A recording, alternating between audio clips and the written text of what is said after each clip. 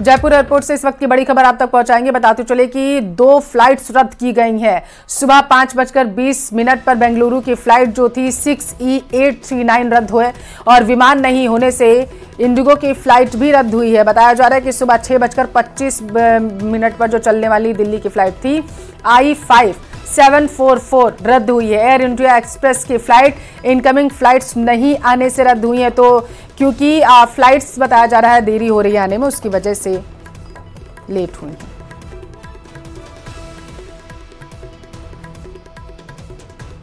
Lawrence Bishnoi gang से जुड़े एक और शार्प शूटर ने अपनी जान को खतरा बताया। संपत नेहरा नाम के इस शार्प शूटर ने पंजाब और हरियाणा हाईकोर्ट में याचिका दायर करके कहा है कि सुखदेव गोगामेड़ी हत्याकांड में उसे राजस्थान ले जाकर पूछताछ न की जाए, क्योंकि उसे डर है कि उसकी हत्या कर दी जा सकती है। इसलिए संपत नेहरा की पत्नी ने याचिका दाखिल की है और संपत नेहरा के लिए सुरक्षा की मांग की गई। इस मामले की अगली सुनवाई 4 मार्च को होनी है। तो संपत नेहरा ने पंजाब और हरियाणा हाईकोर्ट में अर्जी दी है। बताया जा रहा है कि उनकी धर्मपत्नी ने अर्जी दी है। मांग की गई है कि राजस्थान ले जाकर के पूछताछ ना की जाए। बताते चले कि संपत नेहरा लॉरेंस बिश्नोई गैंग का गुर्गा बताया जाता है और माना यह जा रहा था कि गोगामेड़ी हत्याकांड में संपत नेहरा का हाथ है। इसके बाद जो है अब ये मामला सामने आया है। पंजाब और हरियाणा हाईकोर्ट में अर्जी दी गई है संपत नेहरा की तरफ से और यह बताया गया है कि राजस्थान ले जाकर के पूछताछ न की जाए, क्योंकि डर है संपत नेहरा को कि उनकी हत्या की जा सकती है। संपत की पत्नी ने ये पिटीशन डाली कि इसकी जान को खतरा है और हमने अल्टरनेटिव रिलीफ्स मांगे थे कि जिनमें से कोई भी अगर हमारी रिलीफ जो है वो माननीय हाईकोर्ट मानते हैं तो उनकी लाइफ और लिबर्टी है उसको प्रोटेक्ट किया जाए। इसमें देखिए हमने 3 पार्टी बनाई है। एक स्टेट ऑफ पंजाब जिनकी कस्टडी में अभी संपत नेहरा है, दूसरा स्टेट ऑफ राजस्थान जहां की एप्रीहेंशन है कि उसको लेके जाया जा सकता है, और तीसरा NIA जिनके पास इस केस की अब इन्वेस्टिगेशन दे दी गई है। व्हीकल के ड्राइवर के पास ये सूचना पहुंचेगी, जिसके बाद गाड़ी लोकेशन के लिए रवाना होगी। चूरू रेलवे स्टेशन पर चाइल्ड हेल्पलाइन टीम ने हावड़ा बीकानेर ट्रेन में 2 लावारिस नाबालिग लड़कों का रेस्क्यू किया। लड़कों को किडनैपर्स ने बेहोश कर अपहरण का प्रयास किया था। टीम ने दोनों को रेस्क्यू कर बाल कल्याण समिति के समक्ष पेश किया। साथ ही उनके परिजनों की भी तलाश शुरू कर दी गई। बताया जा रहा है कि दोनों बालक उत्तर प्रदेश के बदायूं जिले के रहने वाले हैं। 25 दिसंबर की शाम करीब 5 बजे घर पर बिना बताए खेलने के लिए निकले थे। तभी रास्ते में किसी अनजान व्यक्ति ने उन्हें बेहोश कर गाड़ी में बिठा लिया। वहीं टीटी की जांच में दोनों बच्चे बिना टिकट सफर कर रहे थे। इसके बाद बताया जा रहा है कि 198 चाइल्ड हेल्पलाइन में दोनों को रेस्क्यू किया गया। सूचना मिली कि हावड़ा से बीकानेर जाने वाली एक्सप्रेस ट्रेन में 2 लावारिस हालत में नाबालिग बच्चे मिले हैं और ये सूचना मिलते ही चाइल्ड हेल्पलाइन की टीम है वो मौके पर पहुंची और बालकों का रेस्क्यू कर चाइल्ड हेल्पलाइन ऑफिस लाया गया। ऑफिस ला करके दोनों बालकों की काउंसलिंग की गई। तो काउंसलिंग में दोनों बालकों ने ये बताया है कि हम खेलने के लिए घर से निकले थे और उसी दौरान 2-3 आदमी थे जो कि हम जानते हैं अनजान हैं। उन्होंने हमें गाड़ी में बैठा करके चंदौली रेलवे स्टेशन छोड़ दिया गया और फिर वहाँ से हम चंदौली से दिल्ली पहुंच गए ट्रेन के द्वारा और फिर दिल्ली से हम चूरू पहुंच गए, जबकि हमें इस प्रकार कोई पदार्थ है वो सूंघाया गया जिससे हमें होश में नहीं रहे और चूरू पहुंच गए और आज उनको CWC पेश किया गया है दोनों बालकों को और इनके परिजनों का पता लगाने का प्रयास किया जा रहा है। सर, अगली खबर चूरू के रतनगढ़ से है, जहां जयपुर ओवरब्रिज के पास हुए भीषण सड़क हादसे में एक व्यक्ति की जान चली गई। बताते चले कि हादसे में एक बच्ची समेत 6 लोग घायल हो गए हैं इस हादसे में और घायलों को अस्पताल में भर्ती कराया गया। मिली जानकारी के अनुसार कार सवार सभी लोग जयपुर से रतनगढ़ की तरफ जा रहे थे। नेशनल हाईवे 11 पर जयपुर रोड स्थित ओवरब्रिज के पास ओवरटेक करते समय दोनों वाहनों की भिड़ंत हो गई, जिसमें दोनों वाहनों में सवार सभी लोग घायल हुए, जबकि छाबड़ी गाँव के तुलसाराम जाट की जान चली गई।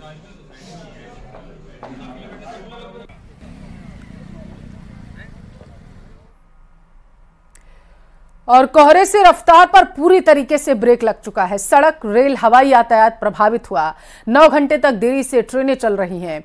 आज 22 ट्रेनें देरी से दिल्ली पहुंचेंगी, ऐसी जानकारी है। घने कोहरे की वजह से कई उड़ानें प्रभावित हुई हैं। दिल्ली से कई विमानों को भी डायवर्ट किया जा रहा है। तो बीते कई दिनों से दिल्ली से कई उड़ानें जो हैं वो जयपुर डाइवर्ट की जा रही हैं। घना कोहरा छाने की वजह से बताते चलें कि यातायात पर इसका सीधा असर देखने को मिल रहा है, क्योंकि विजिबिलिटी बेहद ही कम हो रही है। 9 घंटे देरी से जहां ट्रेनें चल रही हैं, तो वहीं इसका सीधा असर फ्लाइट्स पर भी देखने को मिल रहा है। कई जगह फ्लाइट्स जो हैं वो रद्द की जा रही हैं और वहीं डाइवर्ट भी फ्लाइट्स को किया जा रहा है जो उड़ान भर चुकी होती हैं। तो सड़क, रेल, हवाई यातायात तीनों पर कोहरे का कहर देखने को मिल रहा है।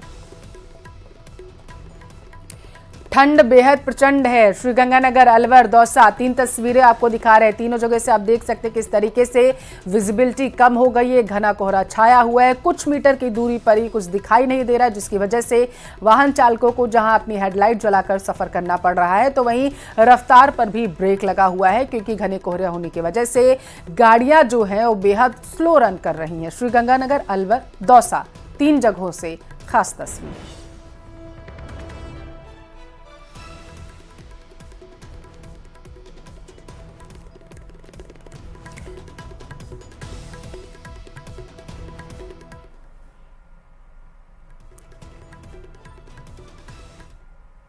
राजस्थान का हिल स्टेशन कहलाए जाने वाले माउंट आबू के तापमान में फिर से जमाव बिंदु पर पहुंच चुका है। शहर का तापमान 1 डिग्री तक पहुंच चुका है। आबू की वादियों में सर्दी बढ़ने से घना कोहरा छाया रहा। इस प्रकृति के अनोखे और रोमांचित नजारे को देखने के लिए सैलानी माउंट आबू का रुख कर रहे हैं। पारा गिरने से नक्की झील भी जमाव बिंदु तक पहुंच चुकी है। मौसम विभाग की माने तो आने वाले दिनों में और पारा गिरने के आसार। बुजुर्गों और बच्चों को घरों में रहने की वहीं सलाह दी जा रही है।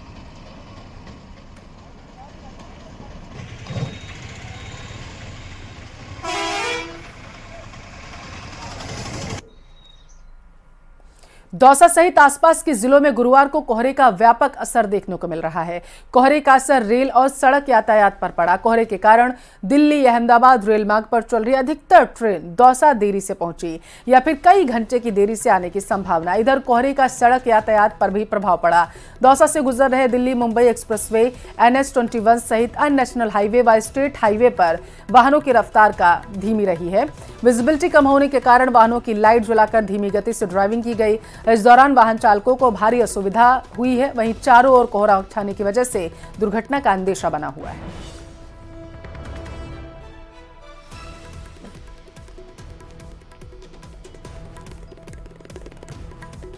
वहीं अलवर जिले में गलन भरी सर्दी ने अपना असर दिखाना शुरू कर दिया।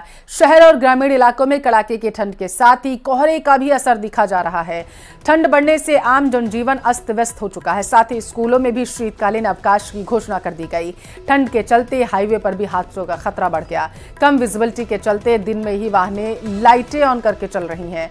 अलवर जिले का न्यूनतम पारा जो है वो 7 डिग्री तक है। इसके साथ ही कई ट्रेनें भी लेट होने की खबर है।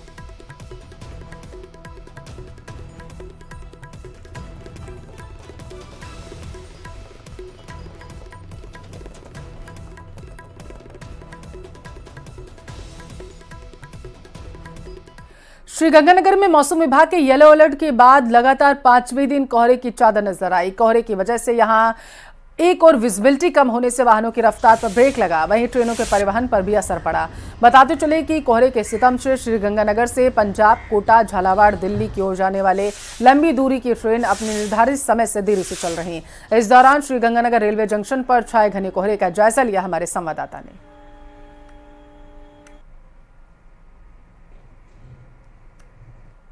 राजस्थान का सरहदी जिला श्री गंगानगर आज लगातार 5वें दिन भी घने कोहरे की चादर में लिपटा हुआ है। लगातार 5वें दिन घना कोहरा छाए जाने से न केवल ठंडक का एहसास बढ़ गया है, बल्कि दिन और रात के तापमान में भी एक बार फिर से गिरावट का दौर शुरू होने से गलन का एहसास भी बढ़ने लगा है। अभी इस समय हम श्री गंगानगर रेलवे जंक्शन पर मौजूद हैं और हम आपको यहाँ की तस्वीरें दिखाएं तो आप ये देख सकते हैं और देखकर अंदाजा लगा सकते हैं कि इस समय किस हद तक श्री गंगानगर जिला घने कोहरे की चादर में लिपटा हुआ है। पिछले 5 दिनों से लगातार हम देख रहे हैं कि समूचा श्री गंगानगर जिला घने कोहरे की आगोश में डूबा हुआ है, जिससे सबसे ज्यादा जो प्रभाव पड़ा है वो ट्रेन और बसों के संचालन पर पड़ा। संचालन पूरी तरह से अपने निर्धारित समय से गड़बड़ाया हुआ है, उतरा हुआ है। कई ट्रेनें 2 से 3 घंटे की देरी से चल रही हैं, तो जो आसपास की ट्रेनें हैं वो तो फिर भी अपने आप जो टाइम है उसको मैनेज कर पा रही हैं। इस बीच न्यूज़ 18 अपने सभी दर्शकों से, खासतौर से उन दर्शकों से जो इस समय इस घने कोहरे के बीच में अपनी गाड़ी ड्राइव कर रहे हैं, उनसे निवेदन करता है कि वे अपनी गाड़ी की हेडलाइट और फॉगलाइट जरूर ऑन करके रखें, साथ ही साथ अपनी गाड़ी की रफ्तार पर भी काबू पाकर रखें ताकि अदृश्यता की वजह से या दुर्घटना के चांसेस हैं उनको टाला जा सके। अशोक शर्मा, न्यूज़ 18 श्रीगंगानगर।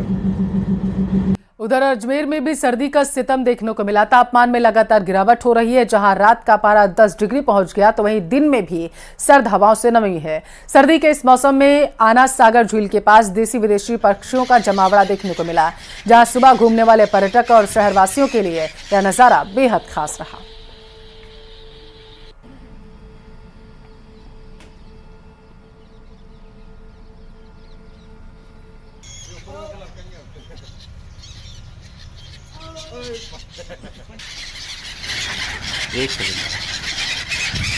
अजमेर में सर्दी का सितम लगातार बढ़ रहा है। अजमेर में तापमान गिरकर 10 से नीचे पहुंच गया है और अलग अलग स्थानों पर लोग जो हैं अलाव ताप रहे हैं तो कहीं पर गर्म पदार्थों का सेवन भी कर रहे हैं। इस वक्त हम अजमेर के विश्व प्रसिद्ध आना सागर चौपाटी पर खड़े हैं। आप देखेंगे जहां शानदार नज़ारा है, खूबसूरत नज़ारे के बीच कई लोग जो हैं यहाँ पर आने वाले पक्षियों को दाना डालते हैं और एक नज़ारा जो है देखने लायक होता है। आप देखेंगे यहाँ पर जो रोज़ाना की तरह जो लोग आते हैं वो नमकीन डालते हैं, कोई ब्रेड डालते हैं और इसी तरह से ये नज़ारा है लगातार यहाँ पर देखने को मिलता है।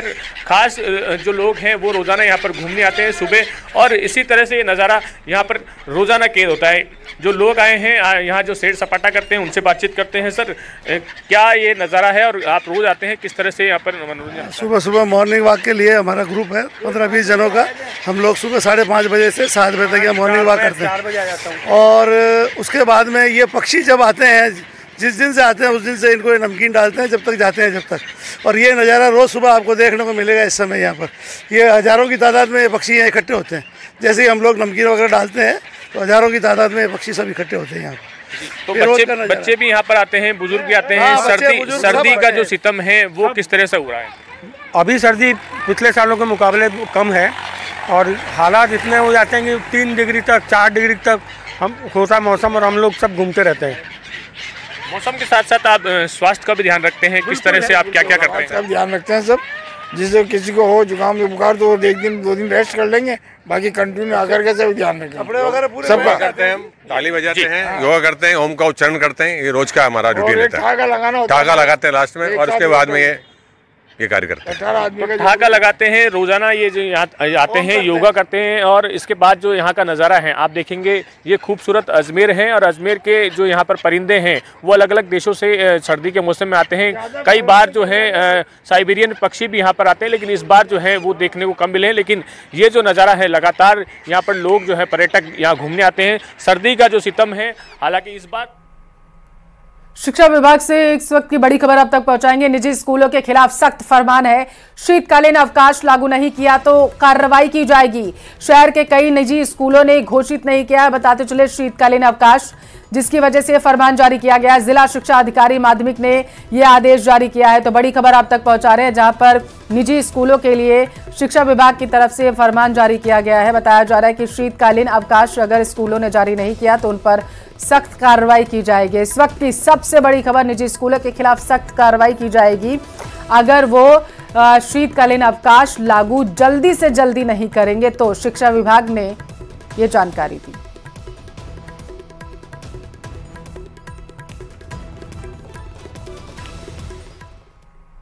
और चलिए इसी के साथ फिलहाल के लिए इस बुलेटिन बस इतना ही। यहाँ वक्त है एक छोटे से ब्रेक का।